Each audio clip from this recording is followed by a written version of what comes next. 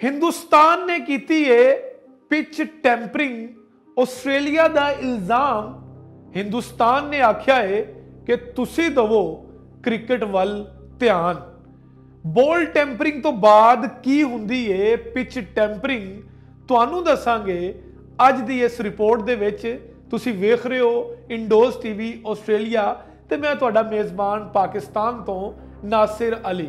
नाज़रीन, border Gavaskar trophy जिहड़ी है वो शुरू हो गई है। 3 टेस्ट मैचों की सीरीज हिंदुस्तान की क्रिकेट टीम लई बहुत ज़्यादा इंपॉर्टेंट है, क्योंकि ICC टेस्ट चैंपीयनशिप का फाइनल जिहड़ा कि 7 जून नूं इंग्लैंड च खेडिया जाना है, उस फाइनल च पहुंचण लई हिंदुस्तान नूं ये टेस्ट सीरीज जितना बहुत जरूरी है। दूजे पासे ऑस्ट्रेलिया की टीम जिहड़ी कि ICC टेस्ट चैंपीयनशिप के फाइनल च ते पहुंच गई है, पर उन्हां लई भी ये टेस्ट सीरीज बहुत इंपॉर्टेंट है, क्योंकि ऑस्ट्रेलियन टीम हिंदुस्तान दे विच टेस्ट सीरीज नहीं जित सकी पिछली एक दहाई तो। उस तो बाद रिकी पॉन्टिंग वर्गी मजबूत टीम भी जो हिंदुस्तान च टेस्ट सीरीज नहीं हरा सकी, तो नौजवान पैट कमिंस की क्यादत दे विच जो ऑस्ट्रेलिया की टीम ने कदम रखा इंडिया च, तो बड़ी खामोशी नज़र आ रही सी। पर वो खामोशी उदों टुटी जो पिच के उत्तों लाया गया कवर, जो पिच नूं सामने लिया गया तो उस वेले रौला पै गया कि हिंदुस्तान की क्रिकेट टीम ने कीती है पिच टैंपरिंग। हुण पिच टैंपरिंग की हुंदी है, तुहानूं ये दस्सण तो पहले असीं दस दईए कि ये टेस्ट मैचों की जी 3 मैचों की सीरीज़ है, ये आख्या जा रहा सी कि स्पिन विकटां बनाईयां जाणगीआं ताकि ऑस्ट्रेलिया की टीम नूं जकड़िया जाए। जिद्दां कि जदों भी ऑस्ट्रेलिया की टीम हिंदुस्तान आती है तो हरभजन सिंह जिहड़े सी वो ऑस्ट्रेलियन टीम नूं बहुत ज़्यादा तंग करते सी।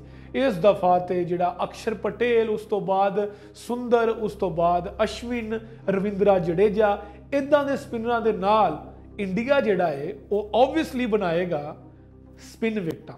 लेकिन स्पिन विकटां बनाउण दे विच ऑस्ट्रेलिया ने इंटरस्ट ज़्यादा नहीं लिया, क्योंकि ऑस्ट्रेलिया कह रहा है कि हिंदुस्तान ने पिच टैंपरिंग की है।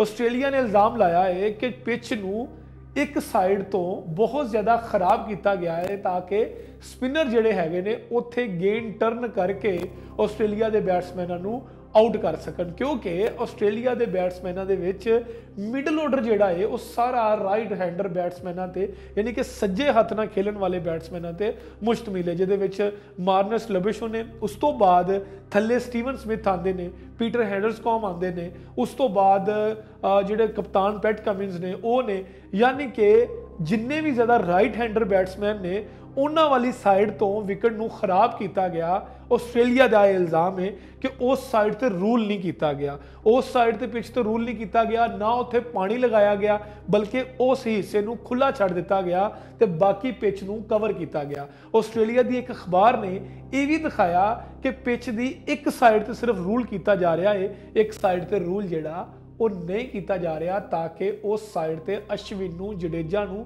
ते अक्षर पटेल नूं टर्न मिले तो उत्थे गेंद बैठ के बैट्समैन वाल आवे, ताकि स्मिथ ते लबिश ने जिहड़े कि टेस्ट मैचों की रैंकिंग दे विच इस वेले नंबर 1 बैट्समैन ने उन्होंने परेशान किया जाए। जद कि दूसरी तरफ ऑस्ट्रेलिया के फास्ट बॉलर गिलेस्पी जिहड़े ने, जैसन गिलेस्पी, उन्होंने ये गल आखी है कि ये पिच टैंपरिंग है तो ICC नूं चाहिदा है कि ये उत्ते नज़र रखे ताकि इंडिया जिहड़ा है वो इस तरह की हरकत करके ऑस्ट्रेली बैट्समैनों नूं तंग ना कर सके। तो इसदा जवाब दिता है हिंदुस्तान के फॉर्मर कोच रवि शास्त्री, जिहड़े कि इस वेले बड़े तगड़े कमेंटेटर ने, उन्होंने मुंह तोड़ जवाब दिता है। उन्होंने ऑस्ट्रेलिया की क्रिकेट टीम को मुखातब करते हुए आख्या कि तुसी क्रिकेट वाल ध्यान दो, अगर इस पिच से कोई बैट्समैन 100 स्कोर कर लेगा तो वो वास्ते ये पिच ठीक है, जिहड़ा नहीं करेगा वो लिए पिच खराब है। तो इसलिए हिंदुस्तान नूं पूरा राइट है कि वो अपनी मर्जी नाल विकटां बनावे।